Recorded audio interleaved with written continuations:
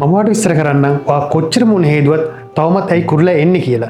මේ simple step දෙක ඔයාගේ හැම සම්පූර්ණයෙන් වෙනස් කළ දෙයි. ආයිබන් මම වෛද්‍ය දිලීප. ඔබ දවසක් දෙපාරක් මුණ හේදුවත් තවම කුරුල්ලා එනවද?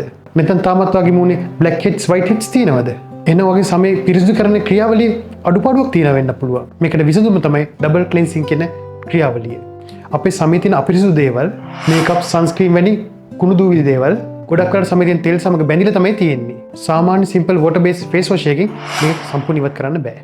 හරියට වතුරෙන් තෙල් හොදලා ඉවත් කරන්න බැරි වගේ. මේකෙන් වෙන්නේ දාඩි දන ග්‍රන්ථි වල සිදුරු අවහිර වෙලා කුරුල්ලා ඇති වෙන්න පටන් ගන්න පුළුවන්. සාමාන්‍ය ඩබල් ක්ලෙන්සිං කියන්නේ පියරවල් දෙක ක්‍රියාවලියක්. මේකදී අපි ඔයිල් බේස් ක්ලීනර් එකක් භාවිත කරලා සමේ තියෙන තෙල් සමග බැඳුණු අපද්‍රව්‍ය ටික සම්පූර්ණ ඉවත් කරනවා. ඊට පස්සේ වෝටර් බේස් ක්ලීන් එකකින් සමේ ඉතුරු වෙලා තියෙන අපිරිසුදු දේවල් සහ ඔයිල් ක්ලීන් එකේ තියෙන අවශේෂ ද්‍රව්‍ය සම්පූර්ණයෙන් ඉවත් කරනවා. මේ ක්‍රියාවල මගින් ඔබේ සම සම්පූර්ණයෙන් පිරිසිදු කරන්න පුළුවන්. ඒ නිසා සමේ සිදුරු අවහිර වීම වළක්වන්න පුළුවන්.